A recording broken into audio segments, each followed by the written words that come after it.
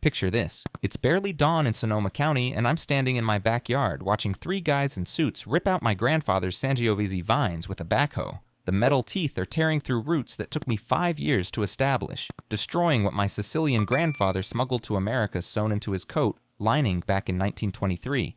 But here's what Charlotte Preston-Wade and her precious HOA didn't know when they started this war. I don't just make wine in my spare time.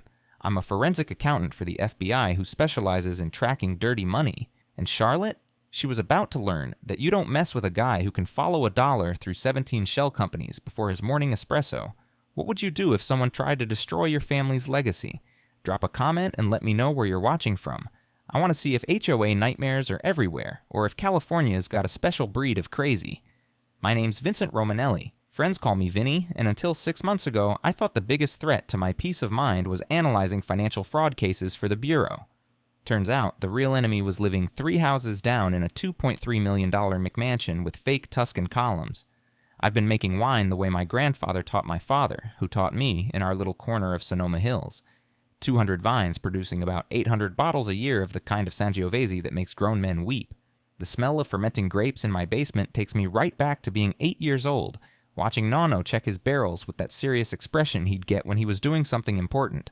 The whole operation fits in my backyard and basement. Nothing fancy, just good soil, patient hands, and recipes written in faded Italian on pages that smell like leather in time. I sell to 3 local restaurants and make enough to help pay for Dad's memory care facility. 35 grand a year might not sound like much, but when you're dealing with dementia care costs, every bottle matters. Most days I'd come home from analyzing some corporate scumbag's offshore accounts, pour myself a glass of my own Sangiovese, and feel like I was doing something real. Something that connected me to the old country, to traditions that meant something. The taste of those grapes was like a direct line to my grandfather's hands, still teaching me about patience and pride from beyond the grave. I figured I'd found the perfect balance, fighting financial crime by day, honoring family traditions by night. What I didn't know was that my quiet little wine operation was about to collide headfirst with the kind of financial crime I usually only saw in federal courtrooms. Charlotte Preston-Wade runs the Sonoma Hills HOA like her personal kingdom, and let me tell you, this woman didn't get her Hermes collection and Tesla Model S by playing fair. 52 years old, platinum blonde hair that costs more than most people's rent, and the kind of smile that makes you check your wallet afterward. She'd moved to our neighborhood 5 years ago after retiring early from her CFO position at some tech company. Early retirement at 47, driving cars worth 6 figures and living in a house that screamed old money, but something about her numbers never added up right. Call it professional instinct, but when you spend your days following dirty money trails, you develop a nose for financial bullshit. Charlotte had this way of talking that made everything sound like a personal favor she was doing for you. "Vincent, darling," she'd say in that voice dripping with fake concern, "I've been getting complaints about the commercial activity at your property. Now, I'm sure it's just a misunderstanding, but we need to address this little situation before it becomes a real problem." The first shot across my bow came on a Tuesday morning in March. I'm out checking my vines. They were just starting to bud after a perfect rainy winter when Charlotte shows up in her tennis outfit. White everything, like she's auditioning for a country club commercial, clipboard in hand, like she's conducting official business. I hate to be the bearer of bad news. She starts, and right there, I know I'm about to get screwed.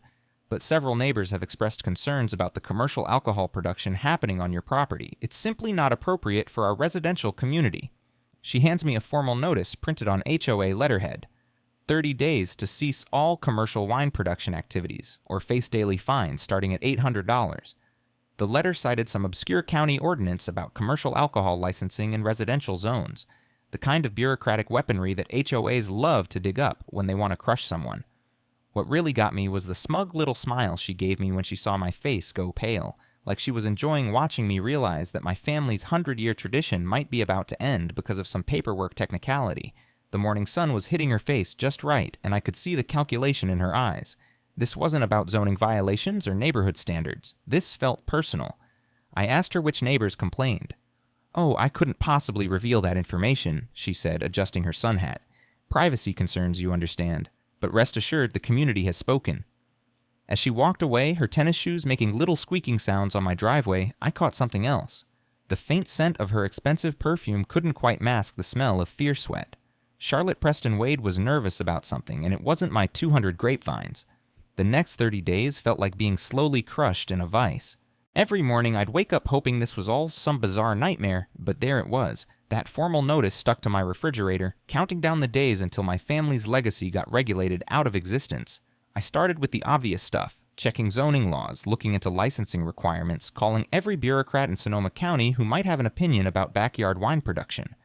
What I found was a maze of contradictory regulations that seemed designed to confuse rather than clarify. Home wine production? Legal up to 200 gallons for personal consumption. Selling to restaurants? Gray area that depended on production volume, distribution methods, and about 15 other factors that nobody could clearly explain. The smell of panic started mixing with the earthy scent of my wine cellar. Dad had been having more bad days lately, and the stress of potentially losing the wine income was keeping me up at night. I'd sit in my basement, surrounded by barrels that represented years of careful work, feeling like I was watching my grandfather's dream die in real time. 2 weeks into the 30-day countdown, Charlotte escalated. An inspector from the county showed up at 7 a.m., badge out, looking around my property like he was searching for a meth lab instead of a few rows of grapevines. He measured everything, took photos, asked questions about my production process with the kind of professional boredom that told me this wasn't his first HOA-inspired harassment call. "You're technically in compliance with home production limits," he admitted after an hour of poking around. "But if you're selling commercially, that's a different story. Could need a different classification, different permits, different everything." The inspector left, but the message was clear. Charlotte had friends in the county office, and they were willing to make my life complicated. That afternoon, I found a new notice in my mailbox. The HOA was now fining me $800 per day for ongoing commercial violations, effective immediately. They decided I was guilty before the 30 days were even up. Here's what really pissed me off. I could see Charlotte watching from her kitchen window as I read the fine notice. She had a coffee mug in her hand and that same satisfied smirk like she was enjoying a particularly good show. The morning light caught the gold trim on her mug, and I wondered how many other neighborhood problems she'd solved with the same ruthless efficiency. But Charlotte made one crucial mistake. She was so focused on destroying my wine operation that she forgot to wonder why a federal forensic accountant might have some particularly useful skills for fighting back. The metallic taste of rage was building in my mouth, and it was about to give way to something much more dangerous. Professional curiosity about how exactly Ms. Preston-Wade could afford her lifestyle on a retirement income. By week 3, Charlotte had turned the screw so tight I could barely think straight. $800 a day was bleeding me dry. That's $24,000 a month, more than most people's salary. My savings account was hemorrhaging money faster than my father was losing memories, and I was starting to panic about how I'd pay for his care. The harassment campaign kicked into overdrive. Suddenly, every delivery truck that came to my house was getting reported to the HOA. My usual wine supply deliveries? Unauthorized commercial traffic. The medical equipment company dropping off Dad's new hospital bed? Disruption of neighborhood tranquility. Even the damn UPS guy was getting hassled because Charlotte claimed my Amazon deliveries were excessive commercial activity. She'd weaponized the entire HOA board against me. These were neighbors I'd said hello to for years, people whose kids I'd watched grow up, and now they were crossing the street to avoid making eye contact. The social isolation was almost worse than the financial pressure, like being slowly erased from my own community. The smell of fear was starting to overpower everything else, that acrid metallic scent you get when your fight-or-flight response won't shut off. I'd wake up at 3 a.m. with my heart hammering, doing math in my head about how long I could survive the daily fines before I'd have to choose between keeping Dad in his facility or keeping my house. Then Charlotte played her ace card. A letter arrived from something called the Alcohol and Tobacco Tax and Trade Bureau, a federal agency I'd never heard of but that apparently had opinions about my wine production.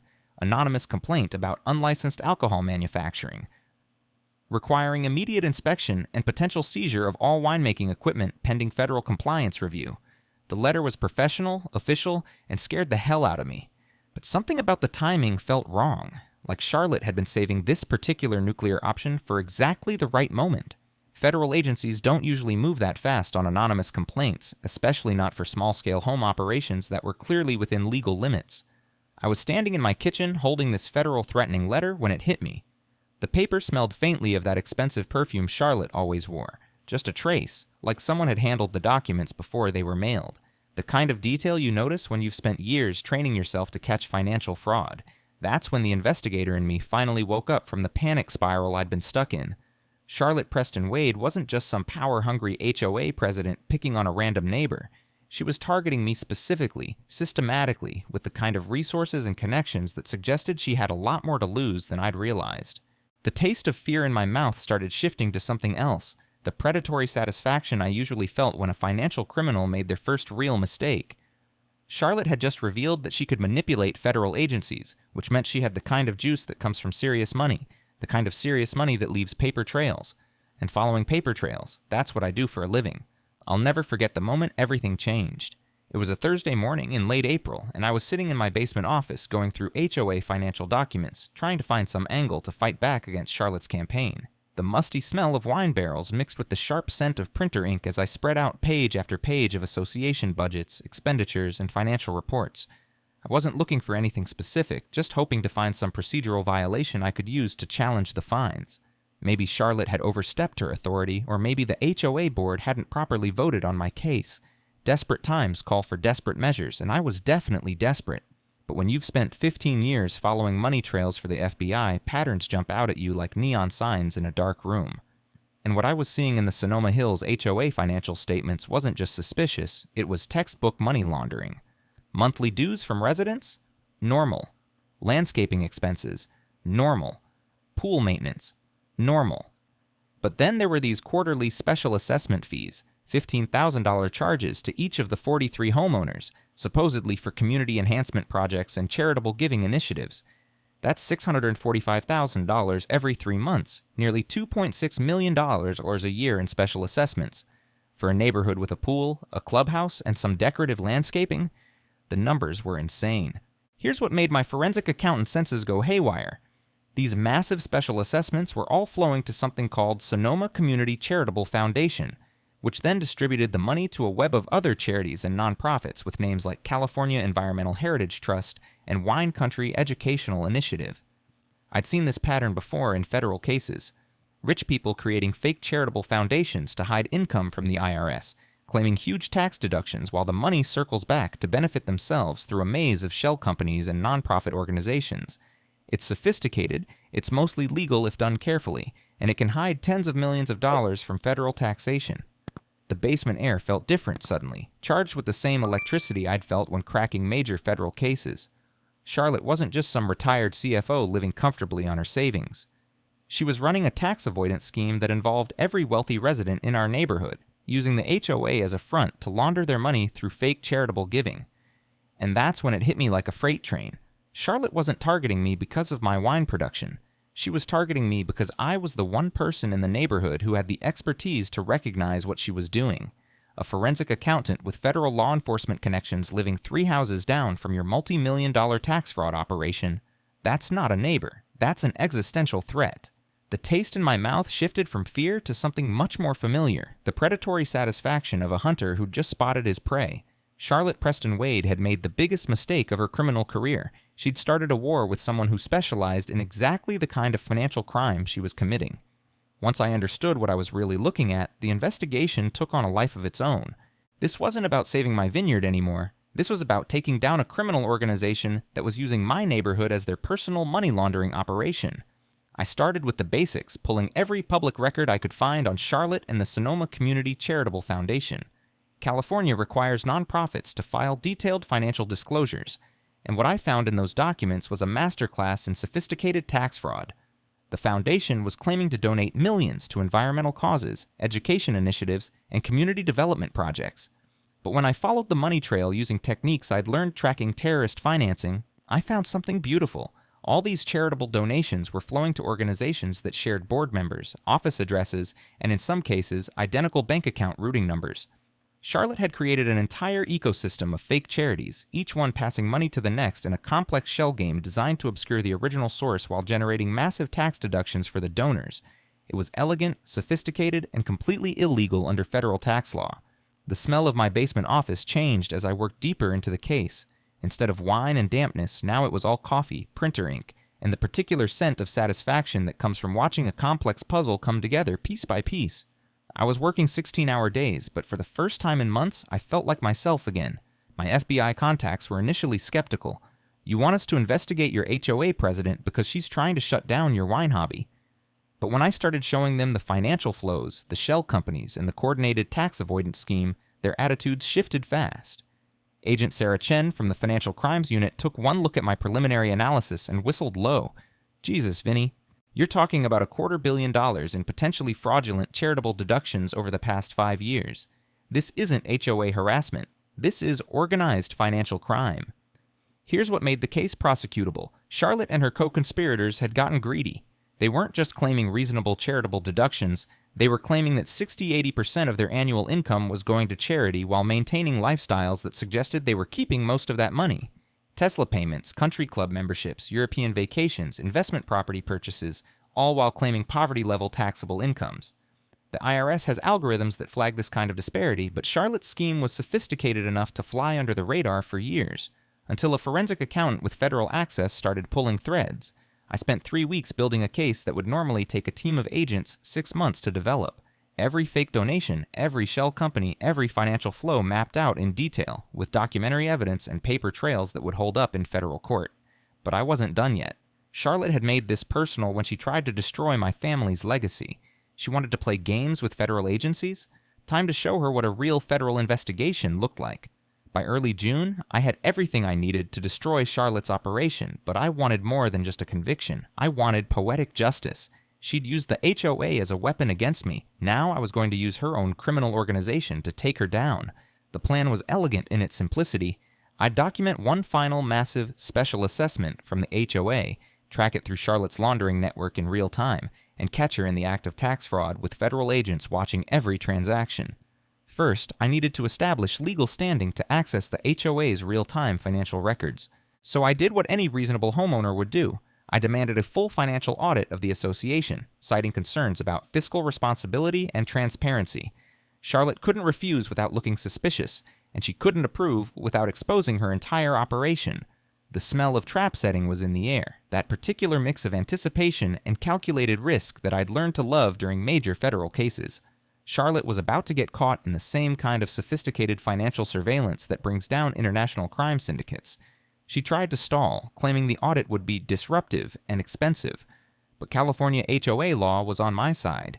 Any homeowner has the right to examine association financial records, and my FBI credentials gave me the legal authority to demand forensic-level access.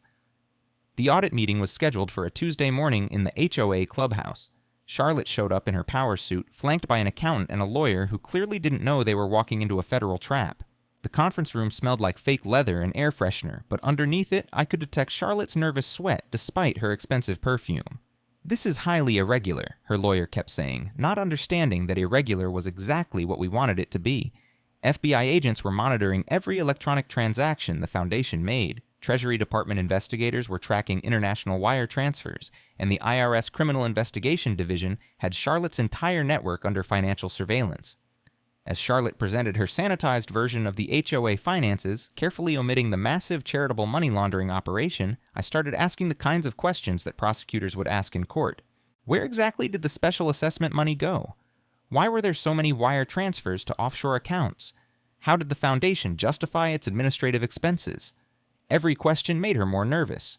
Every nervous answer created more inconsistencies in her story, and every inconsistency would become evidence of criminal intent when the federal indictments came down.